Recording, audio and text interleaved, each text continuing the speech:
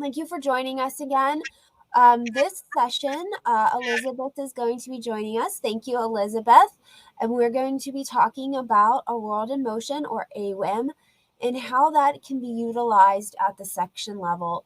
AWIM is something that is probably near and dear to a lot of us. We all probably have kids or grandkids or, children that have probably have touched us in some way or another. So giving back to those younger kids is something that we can all probably relate to in one way or another. So this is a really wonderful program that hopefully we can institute at the local level. So Elizabeth, like I said, has been kind enough to spend a little time with us today to talk about how we can do that. And I did want to let you know that we have worked with the AWIM team and Elizabeth to put together a toolkit for you that you can reference. That toolkit is in your officer toolkit, so that if you go to Connection Plus again and look in your section officer toolkit, I keep saying toolkit over and over again, but if you go in the section officer toolkit, there is an AWIM section there. And there are tools and resources that after today's session, you're going to go into, and you're going to see how to do what Elizabeth is talking about. It's going to be outlined very specifically. So if you do decide that what Elizabeth's talking about is something that you want to institute at the local level, you're going to be able to go into that toolkit and follow those resources and be able to execute these things at the local level. And then if you have any questions and want to follow up with me or Amanda Kibler or Elizabeth afterwards, please feel free to reach out. So Elizabeth, I'm going to go ahead and turn it over to you. If anybody has questions, go ahead and send them in the chat. I'll be here in the background. Elizabeth will be able to answer them. Or I can answer them, obviously. So go ahead, Elizabeth. I'm going to turn it over to you. Great. Thank you, Nicole. Hi, everyone. I'm Elizabeth Simon, and I'm a program specialist on the AWIM team. So I'm excited to share a little bit about AWIM with you, tell a little bit more background about our program. And then, as Nicole said, we've just developed these kind of 1 to 3 page tools that can help you to incorporate AWIM at a section event, at an outreach event, just something that you can do as kids kind of cycle through. And I actually used them just this weekend for the first time with kids. And so I'll share a little bit about how that went. It was really a lot of fun. So just to get started, to talk a little bit about AWIM. So this is just a little overview of where we fit into SAE. I think most of you are, or all of you are familiar with SAE. So where AWIM falls is a little bit in this top left corner and then a little in the bottom right. So in the top left, you can see this is where we do our pre-professional development. We have STEM outreach programming for pre-K all the way through university. And AWIM specifically is focused on pre-K through high school. And so we have outreach programs that we incorporate and implement in classrooms. We've also been incorporating in after-school programs and summer programming, and then some at-home activities, reaching students across the country and across the globe each year.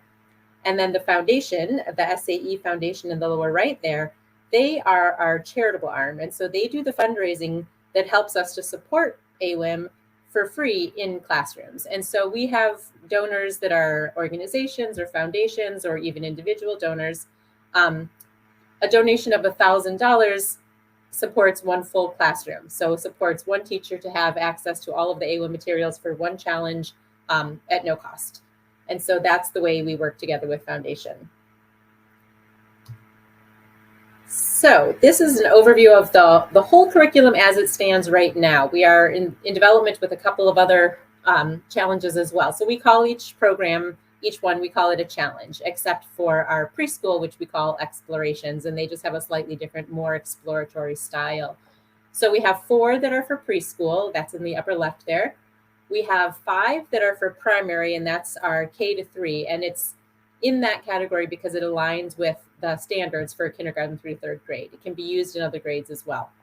Same with elementary, 4th through 6th grade is the alignment, and we have 4 challenges there. And then 6 in the middle school. Some of these can be used in high school, and we also are developing some that are more specifically for the high school grades. So that's just a quick look. And then at the bottom, there's some awards that we've won recently for our high quality STEM programs.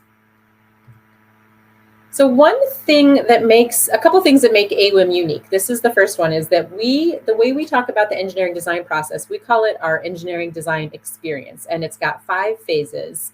And in all of the challenges, the kids work through these phases. So they all start with an RFP from a fictitious toy company.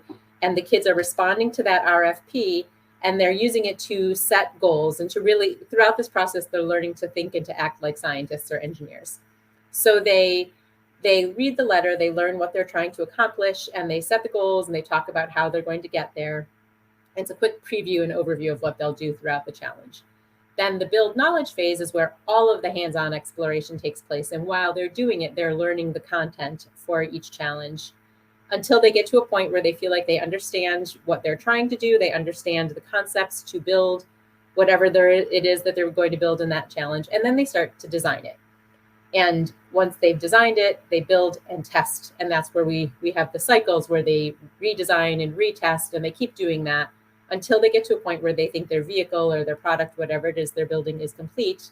And then they present it. So that's when they get to show off all of what they've learned. They describe how they got to where they were, what decisions they made, how they made choices in what they designed, and they present it to the class or to the school or somewhere, even broader than that.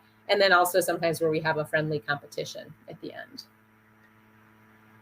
And then the other thing that makes AWIM unique that we have in each of our challenges is that beyond just focusing on the content or just focusing on what they're building, they're really learning life skills. So these core competencies or workforce development skills, where they're really making connections to the world. They're thinking critically. They are analyzing their data for patterns. They're learning to work together and to collaborate as a team, communicating via notes, in their own AWIM notebooks. They take notes and they record their data that they can refer back to. And then all the project management, where they're learning to work with one another, and they're learning to compromise and to come up with ideas and to share responsibilities and come to a decision together. So these are all skills that are incorporated throughout all of our AWIM challenges. And then this is just a quick look. We have done some data collection. So over the past couple school years, what we do is we ask educators to tell us what kinds of outcomes they see in their students after using AWIM. So these are data from the educators, not from students themselves. And they rate it on a scale of 1 to 5. And so this is the percent who chose the top 2 ratings. So, AWIM accomplished this either very well or extremely well. Engages the students in the activities, increases their excitement about learning STEM topics, their understanding of STEM topics. They've seen increased interest in taking STEM-related courses. That's both in school and out of school. And then also teachers have seen improved STEM-related academic performance. So what we wanted to do is figure out a way to take AWIM out of the classroom, out of the long, maybe 3 to 10 week curriculum in a classroom, and to be able to do at outreach events. So just something quick that the kids can do the activity, they can learn the information, take away a project with them, and have gotten, great experience from it. So we created some 1 to 3 page things, and I'll show you those here for some of our challenges. And what I'm going to do is I'm going to walk through the challenges for which we have what we're calling AWIM in a box. And then again, I'll show you some photos at the end, and I'll give you a little bit of more of my experience that I had with this just this past weekend. So the first is for our challenge that's called Engineering Inspired by Nature. And in this challenge, kids are learning about seed dispersal. So they're learning about how some seeds, fall from a tree just flat and some kind of travel. And there's a book that starts them off where they learn about why that's important, because it helps the trees to spread out over the land rather than all being clumped together. And they're learning about designing and building flying toys. So this one actually has 2 AWIM in a box activities, because there is the parachute activity and the helicopter activity.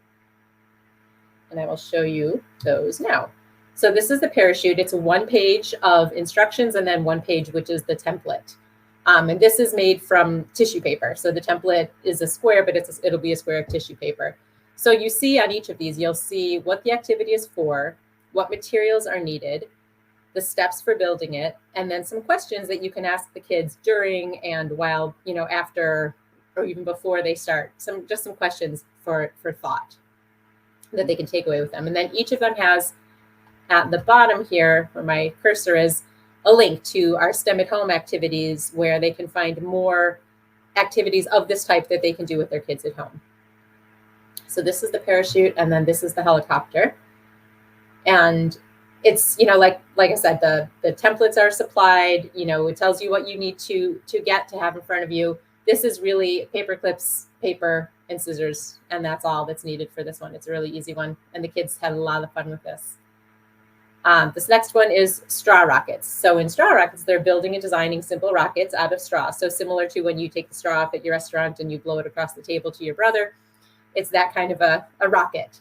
But it's with a larger straw and a bigger straw. And they basically fold the straw down, tape it, and that becomes their rocket. And they're learning about laws of motion, forces, and of course, engineering design. This is a one-pager, I believe. So here's the materials you need, the steps, and then again, some questions to guide the learning.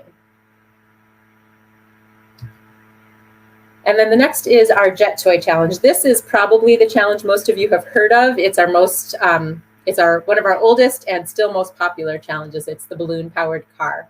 So the kids are learning about Newton's laws of motion, forces, and engineering. And in the classroom, they would do it over 11 lessons. For the AWIM in a box, we've got 2 pages of instructions and then the Jet Toy chassis. This was a really big hit, and I'll show you a little bit of a video of kids racing the cars. But essentially here they are building the car. You do need the materials. This might be the only one that you would need to order possibly a Jet Toy kit from us to have the wheels and the tubes. Everything else you can get probably on your own, and other parts of this you could get on your own as well. And I can go back to any of these if anyone has questions. Please feel free to write them in the chat or in the comments. And then the last one I believe that we have developed for AWIM in a box is our skimmer. So this is what the finished skimmers look like. They're fan-propelled sailboats. And they're learning about air resistance, balance and stability, friction, propulsion, surface area. So this one I believe also has 2 pages, so it can be front and back, and the template. So the kids cut out the template. They cut along the solid lines, fold on the dotted lines, and tape it up, and then they make a sail, and you blow it with a fan. And again, so the step-by-step instructions, and then the questions for thought. So this is some photos, and I want to mention something about the photos. So this is just how we had the table set up.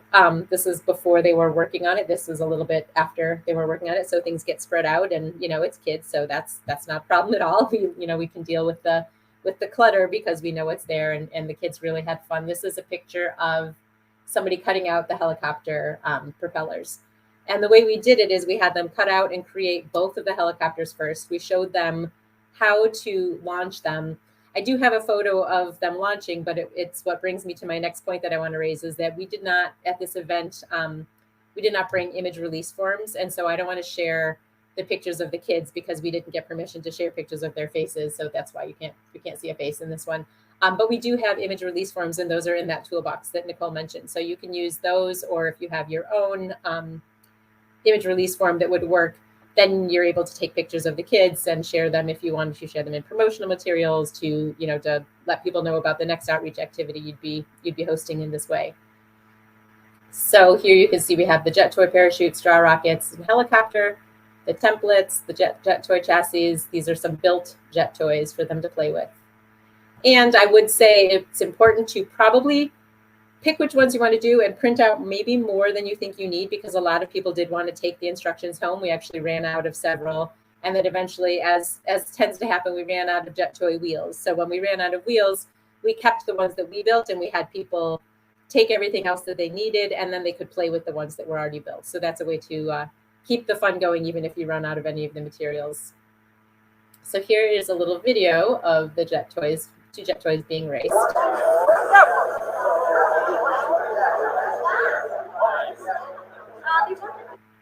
So what they learned there was that depending on the size of the tube, we've got a skinny tube, a middle-sized tube, and a large, wide tube.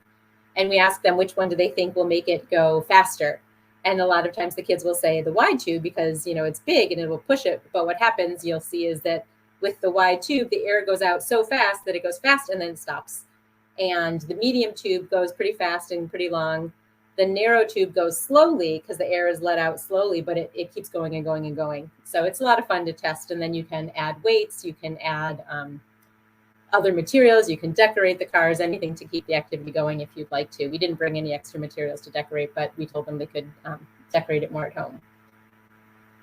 So that, I believe, covers, that covers the different AWIM in a Box activities that are available. And then just some other resources and some things to share.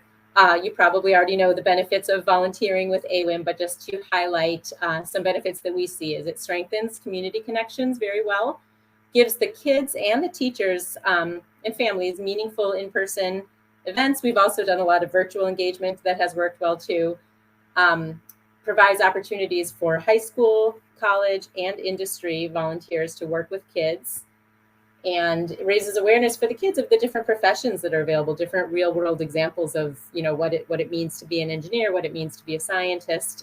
Really gets kids, being able to see that all types of people can go into this field, and there are all sorts, so many different types of engineering to be aware of. And it's really a great experience for the volunteers as well. And then this is just some STEM at home activities. So this is the page that is referenced on all of that website that's referenced on all of the AWIM in a Box pages.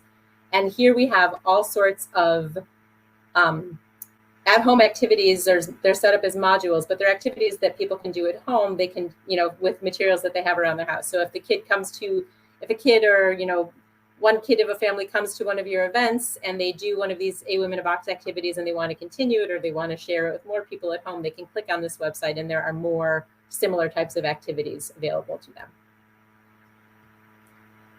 And I believe that is all I have. So just a reminder, as Nicole said, if you have any questions, this is Amanda Keebler's email address. So this is our general AWIM address.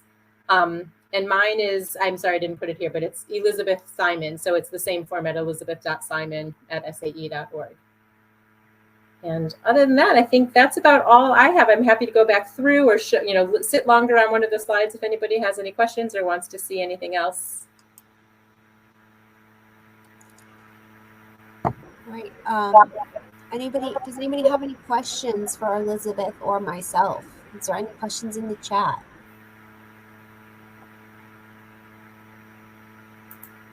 No? Okay, well, Elizabeth, thank you very much for your time today. I really appreciate it. If there's any questions afterwards, like Elizabeth said, feel free to reach out to any one of us. I think this is a wonderful opportunity for the sections to really dig in and get everybody involved at all the different levels of the community. So again, looking forward to getting some of this stuff instituted. So again, Elizabeth, thank you so very much. And I really appreciate everything. So guys, thank you all, and we'll talk to you guys again very shortly. Thanks, everyone. Thank you.